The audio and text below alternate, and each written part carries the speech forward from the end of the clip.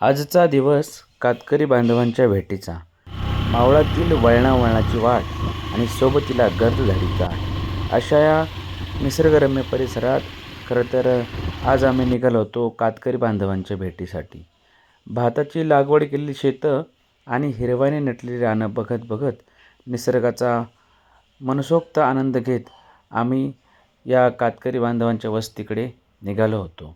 कातकरी बांधव हा आपल्या मुख्य समाजापासून अजूनही खूप दूरवर असलेला हा समाज, या समाजाची सद्यस्थिती जाणून घेण्यासाठी अरुंद वाटेने आणि खळखळ करणाऱ्या झऱ्यांच्या सोबतीने डोंगराच्या कुशीत विसावलेल्या कातकरी बांधवांना भेटण्यासाठी आम्ही पोहोचलो. या भेटीतून कातकरी बांधवांची सामाजिक स्थिती, आर्थिक स्थिती, त्याचबरोबर आवश्यक कागदपत्रे यांची पूर्तता झाली आहे की नाही याची चौकशी करणे हा एक मुख्य हेतू होता. निसर्गाच्या मुक्त उधळणीत दुर्लक्षित राहिलेला खरं तर आपल्या हुतात्मा नागोजी कातकरींचा हा समाज अजूनही खूप हालाकीत आहे.